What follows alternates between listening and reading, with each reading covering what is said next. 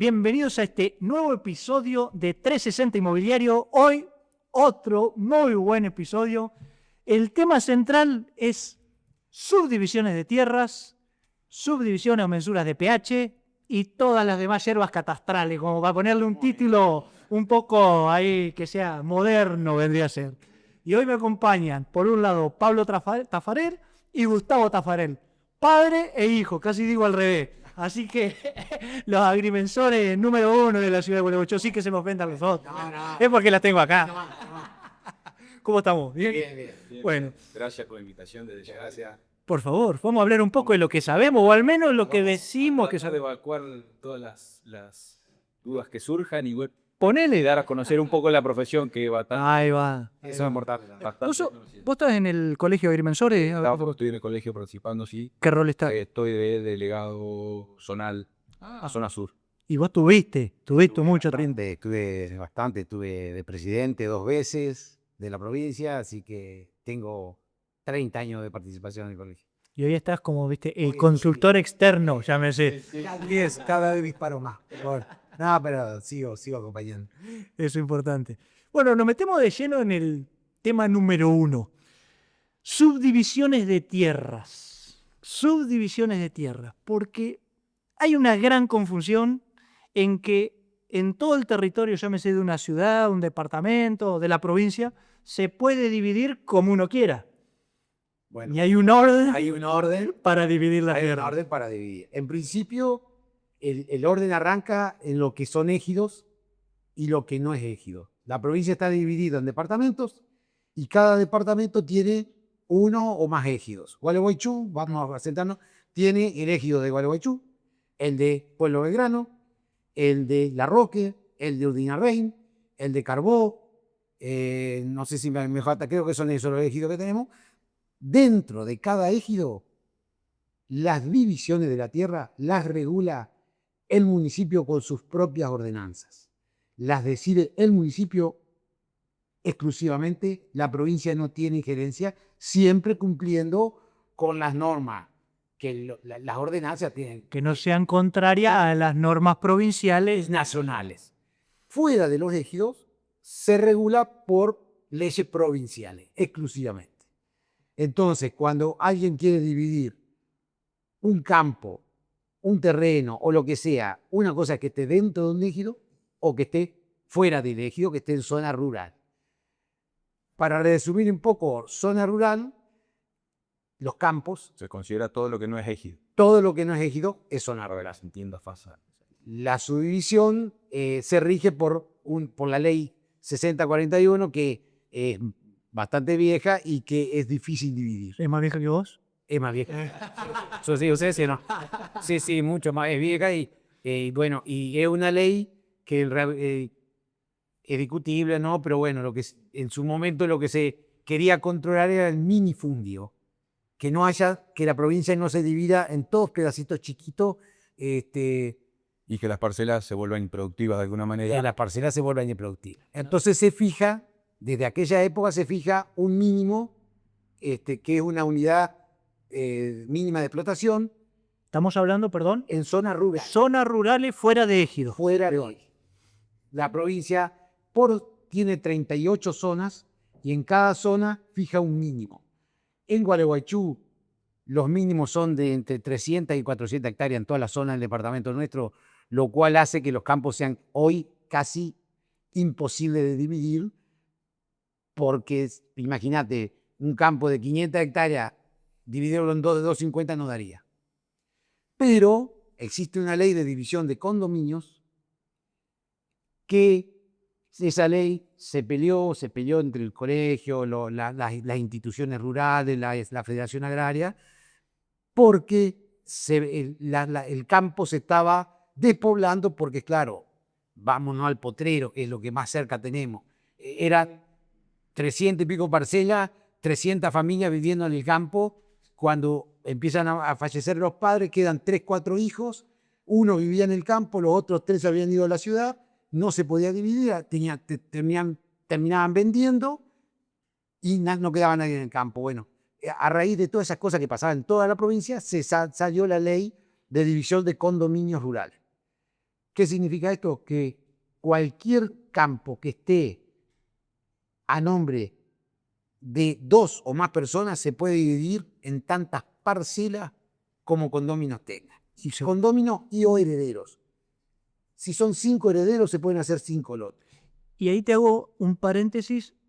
¿Necesitas inscribir a nombre de los herederos o por lo que hoy te permite nuestra ley registral del tracto abreviado no es necesario? Con la declaratoria de herederos se justifica que los nuevos dueños van a ser la cantidad que sea. Los que Pero declarados. ahora, ahí, ¿qué sucede en los casos cuando los condóminos son una cantidad que excede, capaz que no es mucho los casos, pero que excede como la capacidad de superficie o quedan situaciones de 0,2 hectáreas, por decir un ejemplo, áreas? La ley no especifica superficie, especifica que se puede subdividir cuántos condóminos haya.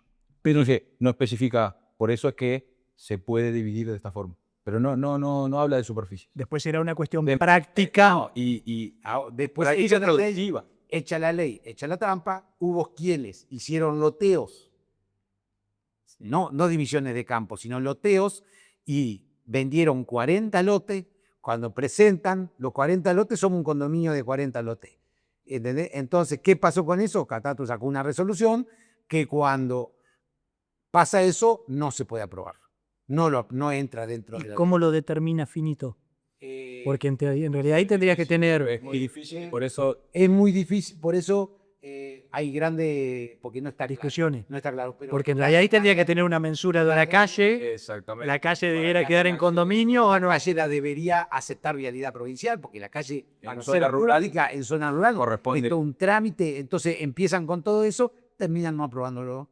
Entonces, cuando quieren dividir ese tipo de condominio, que en realidad no es un condominio real, sino que es un loteo encubierto. Exacto. En condominios forzados. Exactamente, la catástrofe le da vuelta y lo termina rechazando. Tuvo que sacar al principio 1 o 2 porque no había regulación y después se cortó. Ya nos metemos en los ejidos municipales. Si seguimos en la zona rural, tenemos excepciones hoy con las nuevas normativas de los desarrollos en zonas que hoy son rurales que tienen el potencial como para parques industriales. O sea, hay, no sé si llamarlo excepciones, pero sí hay, No son excepciones, sino que son nuevas. está normado, es nuevas. Están normados y hay nuevas figuras con el Código Civil nuevo, como son los conjuntos inmobiliarios, que se pueden desarrollar. Hay muy pocos todavía en la provincia, pero están regulados. Y están regulados. Sí. ¿En la práctica se conocen algunos particularmente? Conjunto inmobiliario. Sí. Dentro de las zonas rurales estaba hablando, ¿no? Sí. Pocos, Todos. poco.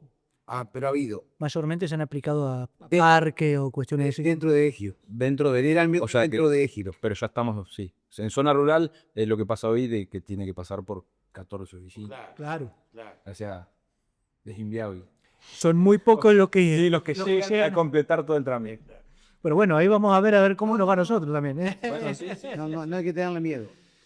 Che, y nos metemos ahora un poquito, conocemos más que nada el ejido municipal de Gualeguaychú, Pueblo Belgrano, que son nuestras ciudades, pero seguramente ustedes también conocen cómo funciona alguna otra ciudad que tiene alguna particularidad, que siempre como la tomamos como caso de estudio, muchas veces Paraná tiene sus particularidades. Entonces, las ciudades nuestras que van como creciendo atrás de las grandes capitales, van copiando cosas que ya les pasaron a las grandes capitales, mayormente. Sí. Vamos a meternos en el ejido. Subdivisiones de tierras. ¿Cómo suele ordenarse esa subdivisión dentro del ejido? Hablamos recién fuera del ejido. ¿Querés? No. Bueno, vamos. Lo mandás a él al frente porque debiera conocer más las normas, debiera tener. Exactamente, son que hay que tenerlas más frescas. No, pero yo lo complemento. No, si la tiene clara. Me largó a mí nomás. No, bueno, dentro de cada ejido hay distintas zonas, generalmente en todos los ejidos. Y esto vale la pena aclararlo, que no es Gualeguaychú, no es Pueblo Belgrano, porque hay gente que dice... yo creo que todas las ciudades del mundo tienen una planificación y esa planificación implica que hay lugares que el Estado decida promocionar para que haya más población que otras. Gualeguaychú, por ejemplo, tenemos 3 sectores: la zona de chacra, la zona de quinta y lo que es planta urbana. Entonces, la zona de la planta urbana es todo lo que está ya con manzanas, y lo que el Estado quiere promocionar para que se siga poblando.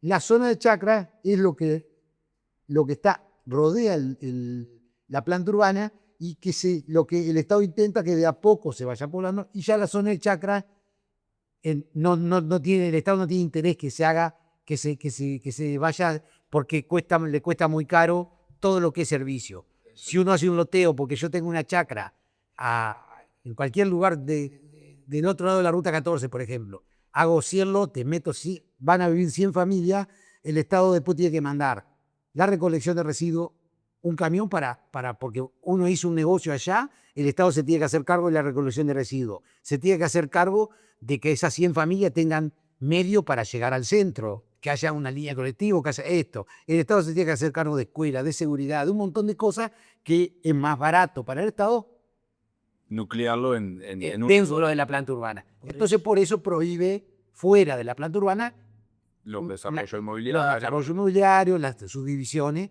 Y bueno, en Gualeguaychú, hoy, la norma que tenemos vigente, en las zonas de chacra, la parcela mínima tiene que tener 120 metros de frente y 38.900 metros cuadrados. ¿Qué significa? Zona de chacra. Zona de chacra. Repetí de vuelta En zona de chacra, las medidas. la medida mínima es 120 metros de frente y 38.900 metros cuadrados. ¿Qué significa esto? Que si una persona viene con una parcela que tiene 200 metros de frente y la quiere dividir, no se puede, porque le va a quedar una parcela de 120 y una de 80, o 2 de 100. No cumplen con la norma, no se puede dividir. Después, la zona de quintas son 50 metros de frente y 4.900 metros cuadrados. Volvemos a lo mismo. Si tenemos una chacra de 100 metros, sí se puede dividir, porque nos sacamos 2 lotes de 50. Ahora, si tenemos una de 80 metros, no la podemos dividir.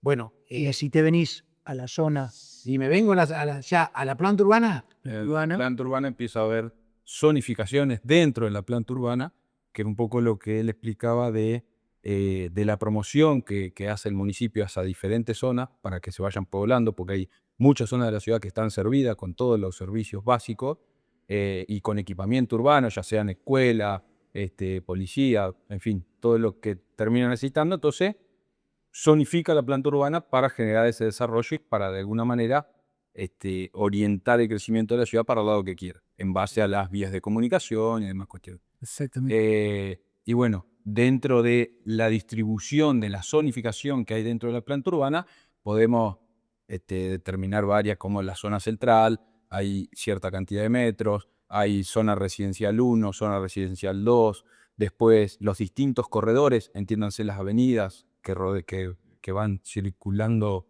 en aros en la ciudad, ya sean Avenida Parque, los bulevares, bueno, en fin.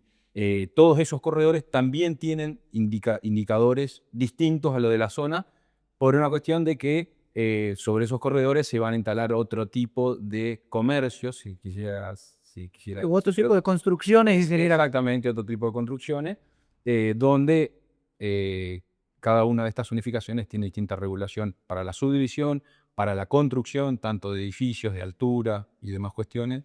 Así que es buenísimo. Un poco lo que es la subdivisión en planta urbana. Me vino, mientras conversaban ustedes, me vino este flash de un día, no recuerdo el libro, sinceramente, pero era un desarrollador latinoamericano. Había laburado mucho en Estados Unidos y después había quedado en México desarrollando. Y él ponía el ejemplo de que para un Estado, ponía un ejemplo de esto, el desarrollo de una ciudad, de un sector urbano, es igual como si fuera un estadio de fútbol. Y decía, ¿cuál es el ticket más caro que tenemos? El que está más cerquita de la cancha. ¿Y cuál fue el más costoso para el Estado? El más lejos, porque tuvo que hacer la tribuna allá arriba. Y eso sucede, es tal cual el ejemplo porque en realidad toda ciudad, todo conglomerado, toda urbanización es concéntrica y luego Exactamente. se va expandiendo en la medida que la densidad poblacional lo vaya necesitando. Y yo creo, y lo hemos charlado tanto nosotros como con otros también, es el gran debate que nos debemos, que estamos dando, que de a veces lo profundizamos, que de a veces no nos ponemos de acuerdo, de qué tipo de ciudad, Exactamente. sin perder la razonabilidad, que no podemos pensar que no pueda ser una ciudad concéntrica. Todas funcionan así. Todas. Vamos a la ciudad. Tenemos, a ver, personalmente creo que tenemos que luchar para concentrar la ciudad, para que no, porque es más barato, Absolutamente. vivimos mejor todos, porque al que le toca irse a vivir a una calle de tierra que para llegar al centro tiene una Sí, sí, sí. Millones Millones de de cosas. problemas. Si nosotros logramos concentrar la ciudad, esa gente no tiene ese problema, entonces siempre es positivo. Todas las ciudades del mundo van, es más, el otro día lo charlábamos con distintos colegas, todos apuntan a una ciudad compacta, a una ciudad y aprovechar al máximo las zonas servidas. Obviamente, seguramente que si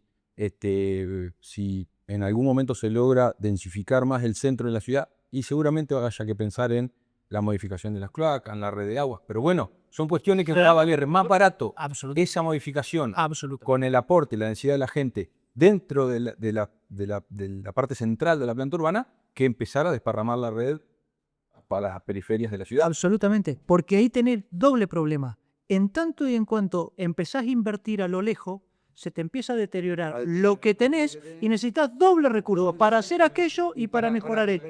Y cuando vos no tuviste la capacidad en la zona servida, sí, ella generarlo. Y también lo he hablado en otras oportunidades.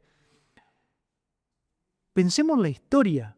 Estas manzanas eran de 4 casas originalmente. 4 casas. Entonces, no caprichosamente se entró a partir.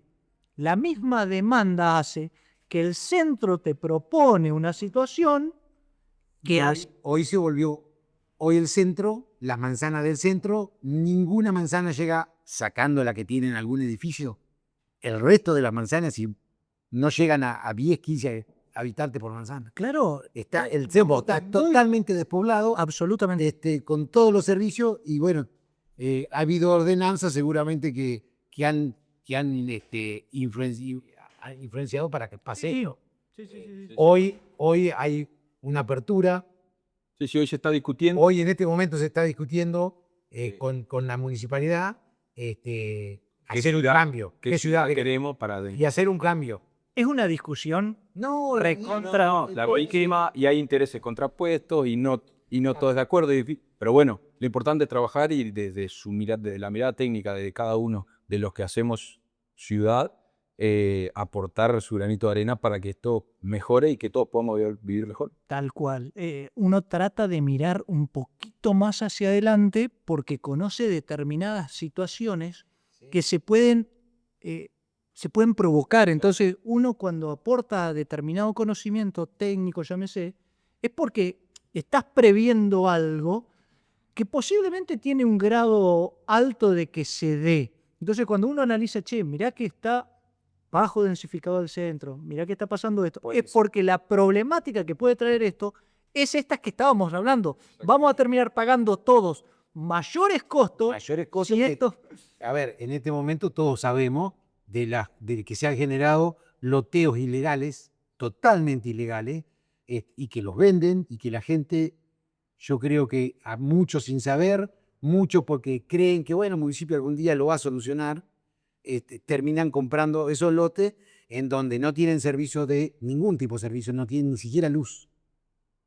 Mucha gente que compró, que se hizo un quincho, no, que el mes que viene, resulta que se tuvieron que comprar un equipo electrógeno porque llegaba la noche y no tenían luz. Bueno, eso yo creo que también es parte de que el municipio no motivó a la oferta de lotes dentro de una zona, y se generó esto. Obviamente, nosotros pensamos que esas cosas hay que dejarlas, lamentablemente no hay que darle solución a eso. Sí, es una discusión que se viene dando. Yo creo que ni siquiera es discusión, porque Hubo un incumplimiento de las normas. de la norma, hubo gente que fue estafada involuntariamente, pero bueno, el Estado no puede estar resolviéndole los problemas personales a la gente. Si yo te presto plata a vos y no te doy yo no voy a ir al municipio, mirá, yo le presté plata a Alexis, que ahora, ¿por qué no me lo soluciona el Estado? No, basta, el Estado no te soluciona. A vos te estafó una persona, anda contra esa persona que te estafó, que te vendió un lote ilegal y que no te van a dar luz, no te van a dar nunca agua, cloaca. Seguramente no te hagas nunca tu escritura. No, escritura no van a tener nunca. Bueno. Entonces, bueno, no puede el Estado seguir resolviendo esos problemas. Esos problemas que se resuelvan entre particulares y... Por algo hay ordenanza y hay que hay respetarla. normas. Si no la respetamos, si no la respeta uno, Lamentablemente, detrás de la norma hay ideologías. sin duda. Y lamentablemente esas son las cosas que después son los contrapuntos que chocan. Bueno, por eso. Porque no me cabe duda de que quienes en definitiva se están ajustando a las normas Pero, y realizan las cosas conforme a las normas, te encontrás ante, che, pero aquello, exactamente. ¿me entendés? Porque de última, hasta inclusive las normas, si permiten que existan convenios que tienen determinadas excepciones, hay formas de discutirlos a esos convenios. Que ese sea el camino. Entonces, O si hay algún tipo de excepción, por lo menos ver el fundamento que hay detrás y podemos estar de acuerdo o no, pero ahí va. hay una ahí va. situación, hay algo. Hay algo y hay quienes tomaron la decisión concretamente y tienen ese rol para tomar esa decisión, te puede gustar o no. Esas son otras cosas, porque también se confunde entre lo que pudieran ser, aquellos proyectos, aquellos desarrollos, aquellas cuestiones que presentaron una excepción y en esa excepción tuvo un fundamento tratado y se dieron las razones por determinadas cosas. A ver, hay muchas excepciones que son lógicas. Y Porque las normas son generales, todas las normas, pero siempre hay puntos que vos los podés tratar diferente a la norma general. Entonces, hay excepciones que están mal, que no las podemos compartir, pero la gran mayoría de las excepciones, a veces, cuando no son políticas... claro, bueno, ahí viene Cuando hay un fundamento el fundamento de la excepción. Claro. Cuando hay excepciones políticas, bueno, ya no se discute que las hubo y esperemos que no las haya más. Ojalá, a ver, Que, sería mucho más sencillo. Exactamente, para todos iguales, jugamos todos iguales. Absolutamente. Y con esto no estamos ni perjudicando ni beneficiando al resto de la sociedad. Y temas que... Ahí te corto, porque tocaste, perdóname, te corté lo que ibas a desarrollar, pero se me venía a la mente. Hablaste de estas situaciones ilegales de subdivisiones de tierra. Dame ejemplos concretos de por qué son ilegales, qué es lo que están faltando, a qué norma, no el número de la norma, sino lo que sucede puntualmente. Bueno, puntualmente, lo que estamos hablando hace un rato, hay zonas de chacra, zonas de quinta y planta urbana. Obviamente que en las zonas de chacra el Estado no quiere que se formen loteo, que se formen nada, porque le cuesta mucho dar servicio. Entonces, en la zona de chacra no... donde el lote mínimo es 120 metros de frente, viene una persona, compra una chacra, marca unas calles con una motoniveladora, marca con estaca 200 lotes y los vende. Te vendo el lote este. No tiene nada. O sea, y va a municipalidad, no presentaron nada, porque municipalidad obviamente no van a presentar nada, porque es como que, a ver, se sabe que es ilegal. Es ilegal. no cumple con la norma, entonces eso no se puede. Con la norma, entonces no se puede. Bueno, obviamente que ese terreno porque si te venía a zona de chacra, a planta urbana, una chacra en planta urbana cuesta 10 veces más que la que comprara esta gente, que la compraron en el medio del campo y que allá se pusieron a vender lote. Bueno, esa es la ilegalidad y que eso es lo que estamos diciendo, porque si nos sentamos y perdemos horas, porque ahí quiere que nos dedicamos a generar normas y a regular cómo queremos la ciudad, a discutir, y que después vengan maravillosos, caigan del cielo gente maravillosa que hace loteos donde quiere y todavía muchos tienen la cara cerca de la rota, van a las reuniones a discutir. A discutir la ciudad, que después no van a respetar. Entonces, que después no las respetan. Entonces, sí, ¿Este qué vino acá? ¿Qué dice? Nos pasamos horas discutiendo normas. A ver, vos te puedo decir, hay normas de altura de edificio, ¿no? Es como que digamos, mira, vamos a discutir, bueno, llegamos después de meses de discusión que en esta manzana se pueden hacer 4 plantas. Y vos se te antoja, escondido, hacer 5 plantas. ¿Viste? Te frenan la obra y está bien, porque si vos... O no me dan la mensura y me enojo y digo, no, pero miren la gente que compró. La gente, ¿cómo no le vas a dar la escritura así? Hice 5, hice 10 pisos, llevarlo al extremo. Hice 10, pero macho, vos podías hacer 4. No, yo hice 10, pero mira, pobre gente. Tengo hecho, está hermoso. Todos viviendo. Y están todos, los vendía todo. Y la pobre gente puso... Pobre gente. Pero escuchá, ¿y para qué discutimos normas? Si hay normas, hay que o las cumplimos todo o decimos, bueno, muchachos, esto es un viva la pepa y que la ciudad sea lo que sea. No compartimos eso, no queremos eso. Absolutamente. Bueno, pero esto es parte de... Cuando hay una problemática real, se debe tomar el toro por las astas y ver si realmente, y yo creo que ahí todos los profesionales que intervenimos en el sector inmobiliario estaríamos de acuerdo en decir, che, la verdad que sí, tenemos que empezar a tocar la planta urbana, tenemos que ampliar, hacer esto, tenemos que hacer aquello, pero vamos a discutirlo. El punto es cuando empiezan a aparecer estas cosas que en realidad no tienen ni ton ni son, y no es que nacen por la demanda de algo, porque, viste, la bandera es, no, porque si la gente compra es porque no tiene acceso a otras cosas. No pasa por ahí. No. Pasa porque efectivamente el negocio inmobiliario que hay detrás permite que se puedan proponer parcelas cuando no lo son parcelas, sino son porcentajes de titularidad a un determinado precio, y el riesgo no se está tomando en la dimensión que realmente es. El otro día lo charlamos, de hecho, con Enrique Garbino, que también estuvo en una conversación con esto, hasta que esto no gire y no pegue la vuelta a cuando la gente tome la dimensión cuando quiera salir, después de haber invertido en su casa, su vivienda, su cosa, que ahí está el verdadero problema. Che, yo no puedo transferir la titularidad del 100% esto. No le vendo a nadie porque no tengo escritura. Yo me hice una casa que empecé con una casita chiquita, tengo una caserón, y ahora que vendo, por boleto lo puedo vender. Entonces, ¿quién invierte el ahorro de toda su vida en algo que no tiene escritura? Que no se te garantiza que este teléfono, llamarlo como ejemplo, sea realmente 100% tuyo. Esto. Esa es la discusión de fondo que hay en estas cuestiones. Pero bueno, siempre hay puja de intereses y es lo que lleva como a la transgresión de estas normas.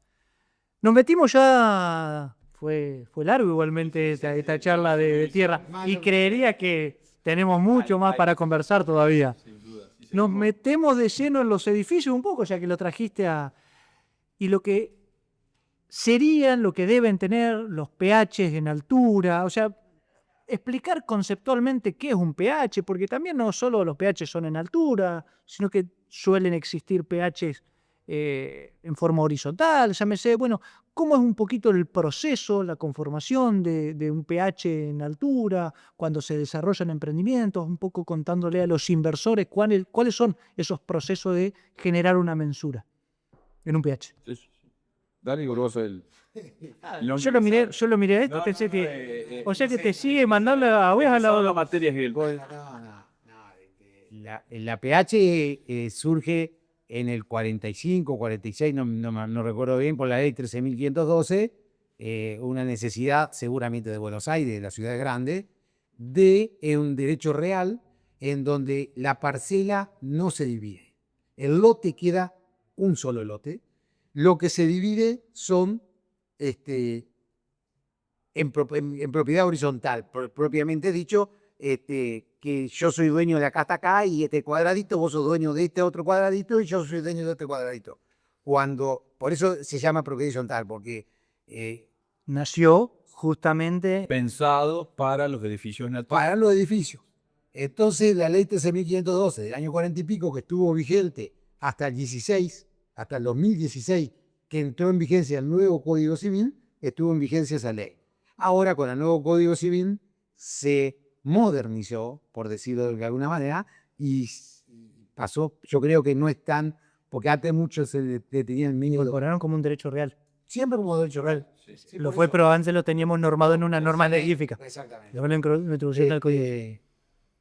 Bueno, el tema que hay que entender que la propiedad horizontal es en horizontal. Si nosotros hacemos un dúplex, o sea, 3 dúplex hacemos y lo dividimos en propiedad horizontal, yo no puedo seguir para arriba por un antojo mío. Yo tengo un consorcio en donde el consorcio me puede autorizar porque yo no afecto al otro, me sigo seguido. Bueno, tengo un montón de normas que plano, mensura nueva, un montón de cosas que cumplir, pero hoy se puede hacer. Vamos a repasar esto para que se entienda o se grafique más allá del que nos está escuchando o el que nos está viendo. Ideamos, edificamos 3 unidades a lo largo. Tomamos un terreno, vamos a ponerlo sencillo, de 12 metros y lo partimos en 4 metros y hacemos 3 casas, ¿no? 3 casas de 4 metros. Y ahí conformamos un pH que, valga la redundancia, lo conforman los 3.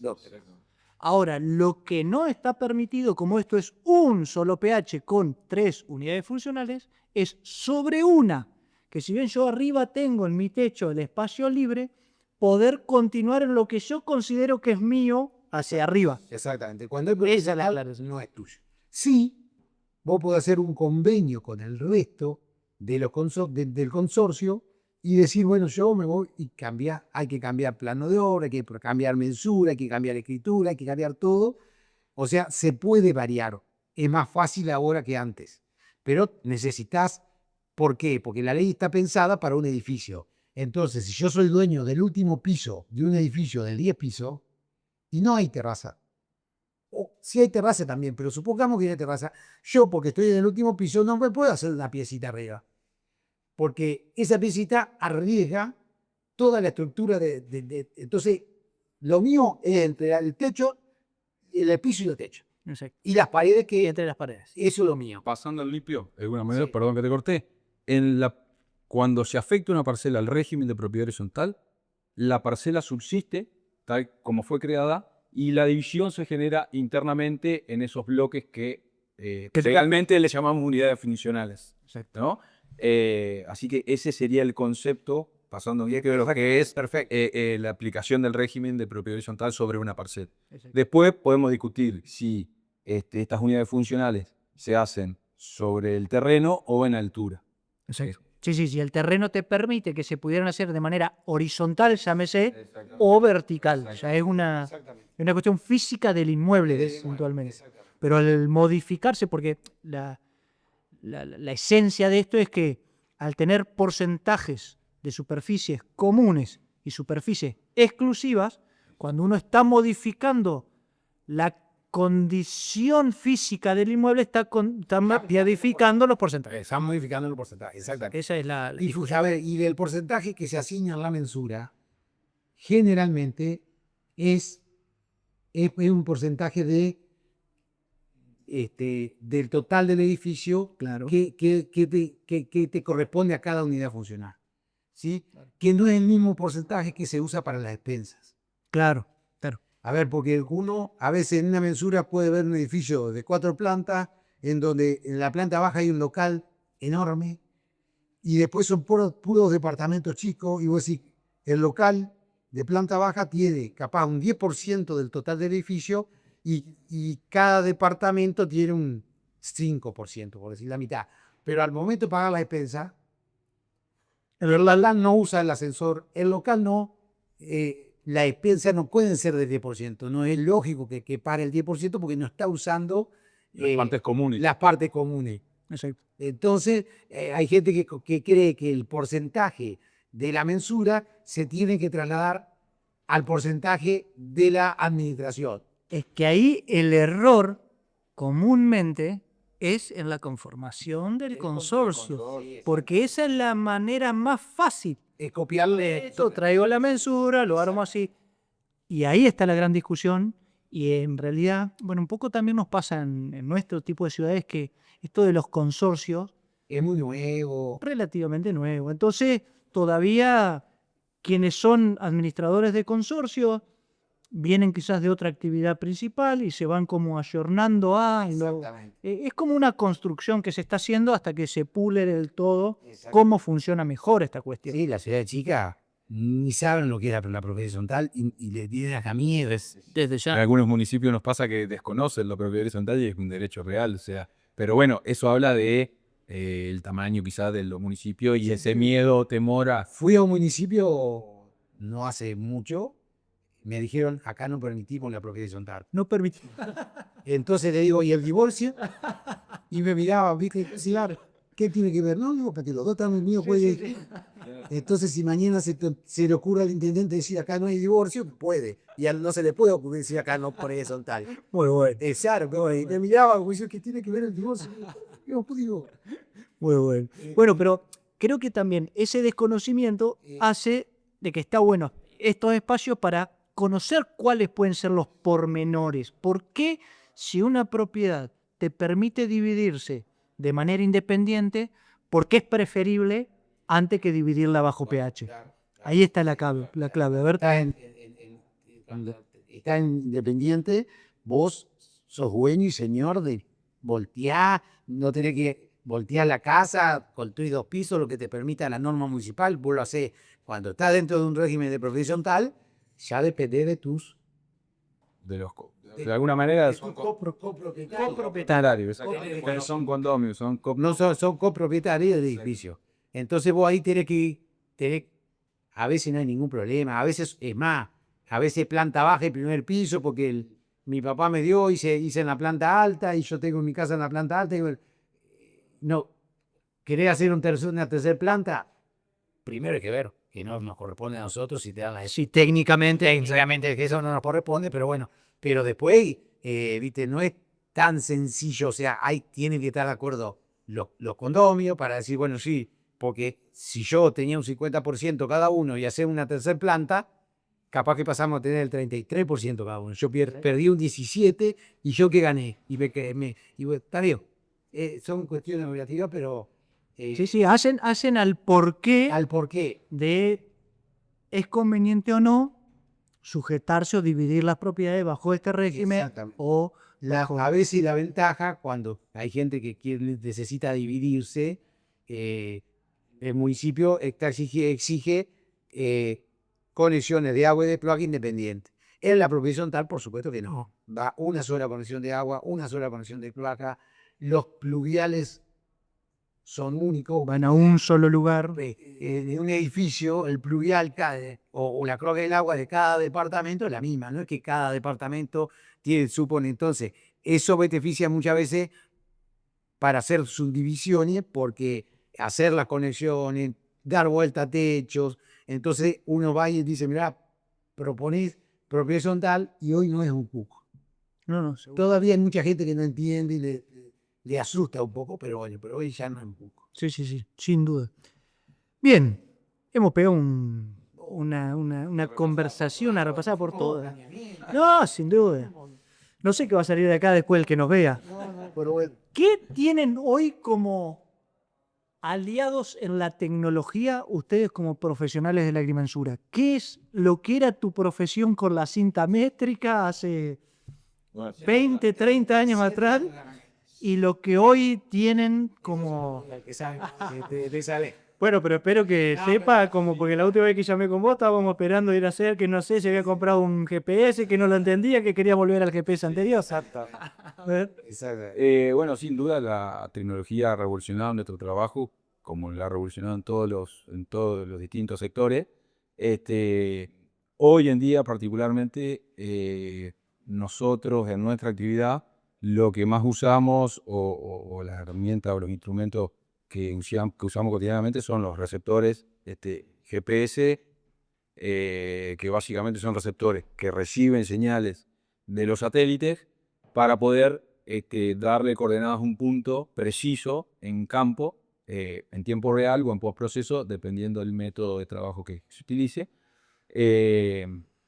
Eso por un lado, y después otro instrumento que usamos, que es las zonas de estación totales, que son equipos ópticos electrónicos que sirven para medir distancia a través de un láser y ángulos horizontales o verticales con un teodolito electrónico, como bueno, el teodolito es el viejo instrumento óptico mecánico que se usaba antiguamente para para hacer este tipo de mediciones. Ese vendría a ser el, teneme la cintita ahí, ahora subirla acá, ahora ponerla allá. Exactamente. Bueno, hoy en día con estos equipos que ya, con un display que te guardan las mediciones que realizás, sirven para distintas actividades como relevamiento planetimétrico, a la hora de ir a hacer el trabajo de campo, las mensuras, tomar todos los elementos esenciales para poder identificar y poder describir bien la parcela.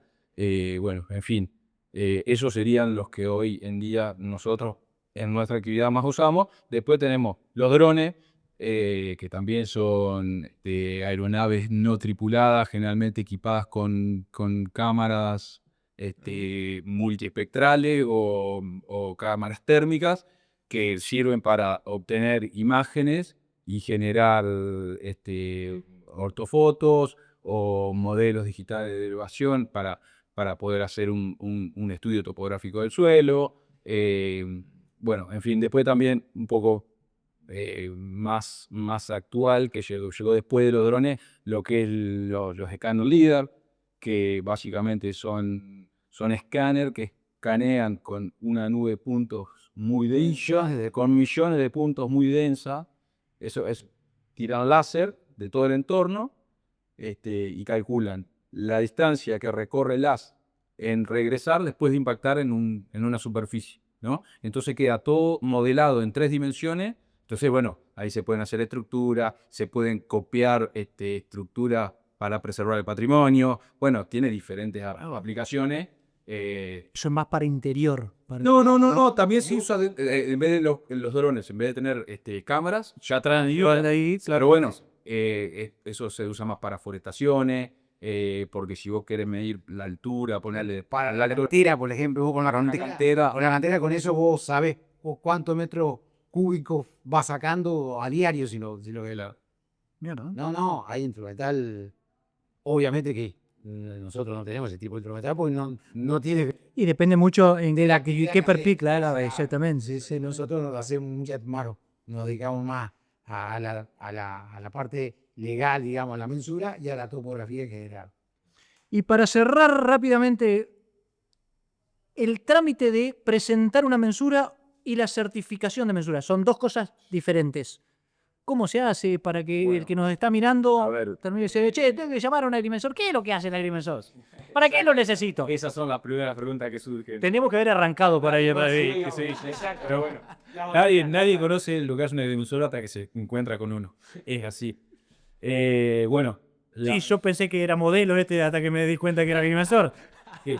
bueno, la mensura básicamente es el trabajo técnico jurídico que tiene el objetivo de describir, determinar y plasmar en un plano la superficie, la forma y los límites de una parcela. Y un título. Basado en el título, pero bueno, para que entiendan un poco, hay distintos tipos de mensura que pueden ser mensuras de subdivisión, mensuras de unificación, mensuras para aplicar al régimen de propiedad horizontal, mensuras para servidumbre, mensuras para electroducto, en fin, hay un montón. Pero básicamente lo que nosotros primero necesitamos para hacer la presentación de esta mensura, para darle un carácter de legal y de oficial, yo lo dividiría en 4 etapas. Podemos decir que una primera etapa es de gabinete, una etapa de trabajo de campo, una etapa técnica y una etapa de, podríamos decir, administración y legal. Sí, un proceso administrativo, Administrativo, exactamente. técnico-legal. Exactamente. Bueno, dentro de lo que es el trabajo de gabinete, le vamos a solicitar, lo que solicitamos generalmente al cliente, es toda la documentación legal, ya sean escrituras, una boleta de ATER, puede ser también una declaratoria de heredero, bueno, en fin, toda la documentación que nos sirva a nosotros identificar la parcela. Una vez que tenemos identificada la parcela, pasamos a hacer el análisis técnico de los planos antiguos aprobados por catastro, planos de los linderos, de alguna manera construir un marco teórico, técnico y jurídico, digamos, de las situaciones que vamos a encontrar en la parcela cuando vamos a ir a hacer el trabajo de campo. Una especie de... Es un título. Bueno, sí, sí, hay un título, sí. Está basada en el título. Después, pasando un poco a lo que es la parte el de trabajo de campo, vamos a ir hacia el lugar con todos los antecedentes ya habiéndolos analizado previamente y vamos a hacer un relevamiento de todos los hechos existentes para, obviamente, poder definir y describir la parcela en el plano de mensura que va a ser la siguiente etapa. Dentro del trabajo que hacemos en el trabajo de campo, tomamos las medidas lineales, angulares, superficiales de la parcela, así también como la georreferenciación a las esquinas de la manzana. Para ubicar. Cuando es urbano, claramente, sí, el rural lleva Otro otros punto de donde procesos, va a tener exactamente, seguramente la guía. hay que tener en cuenta los distintos elementos geográficos, arroyos, Sí. bañados, bueno, en fin. Eh, una vez que tenemos todo el trabajo que han realizado, pasamos a la parte técnica, que sería la de desarrollar o empezar a trabajar sobre lo que es el plano de mensura. Que ahí obviamente vamos a hacer la comparación de lo que analizábamos la primera etapa con el título, el estudio de antecedentes y demás cuestiones, con lo que existe en la realidad. Entonces, con toda esa información lo plasmamos al plano de mensura, que bueno, en el plano de mensura obviamente vamos a tener una parte donde está el croquis del título, es decir, el título antecedente, que es lo que él dice, y vamos a plasmar en el cuerpo de la mensura, la vamos a identificar claramente, bueno, obviamente georreferenciada, como explicaba recién, con anchos de calle, con todos los límites y límites. Vas a describir lo que conseguiste en el antecedente, relevaste en el campo y toda la información necesaria que legalmente se te exige. De esta mensura, donde van a figurar en la carátula toda la nomenclatura catastral, el titular o los titulares, la inscripción de dominio y demás cuestiones, todo eso, después lo formamos empezamos a armar el expediente.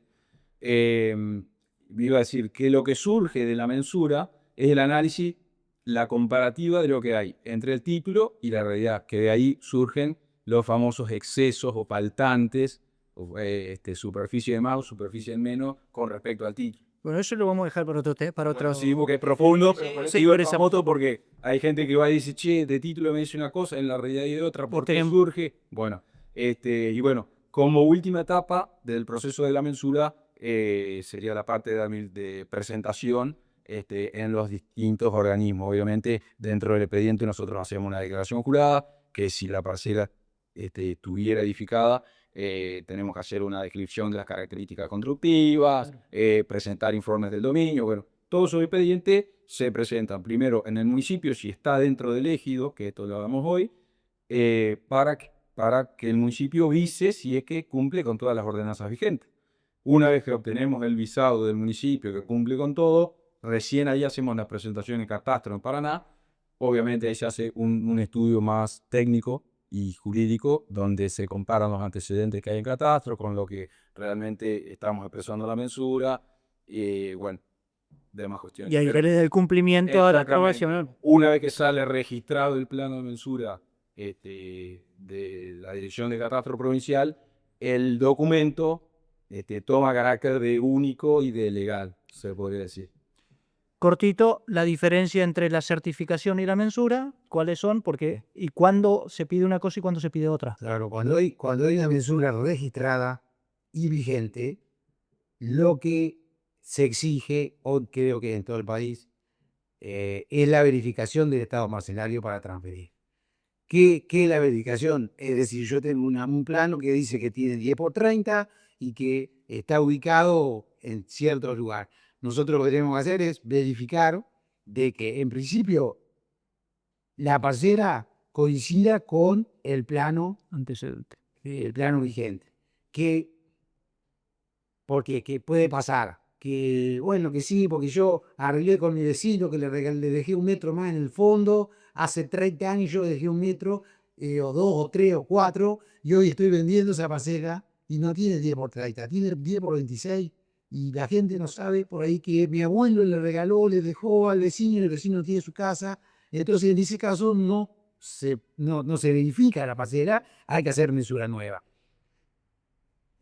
hay muchos casos, no lo vamos a pesar. Pero bueno, la verificación es que el plano vigente coincida con los hechos existentes, y si no hay una coincidencia, a veces uno encuentra dentro de tolerancia una diferencia, se aclara que no coincide, pero no se hace plano nuevo. Se verifica que exista el plano, que el plano esté vigente, que no tenga ningún error. que no tenga errores, que bueno, hoy nos piden un montón de cosas más. Eso es la verificación, que es lo que le llamamos certificado de mensura. Exactamente. Y La mensura aplica, perdón, que te corté, la mensura aplica lo que te decía recién, para cuando hay subdivisiones, cuando hay que hacer unificación de parcela, cuando hay que someterlas a un régimen como el de propiedad horizontal, una mensura de prescripción adquisitiva, por ejemplo, también, que para obtener el título por usucapión, y bueno,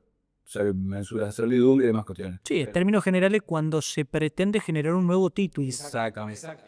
Y la certificación, ¿no? La verificación es sobre lo existente. Cuando no va a haber una modificación de título, es justamente verificar lo que anteriormente estaba registrado y que eso coincida con la realidad física del inmueble. Eso es un poco en general. Creo que ha sido bastante, no sé cómo la pasaron. Aprendimos un poco, Igual, sí, se ve que nos gusta conversar a los tres, así que tendremos un próximo episodio si nuestro público oyente o veedor lo solicita. Así que por hoy hemos terminado. Muchas gracias, Obici. Gracias por la invitación y la verdad muy bueno. Para nada, agradecido yo. Los dejamos, los esperamos en el próximo episodio, así que coméntenos y en la próxima nos veremos.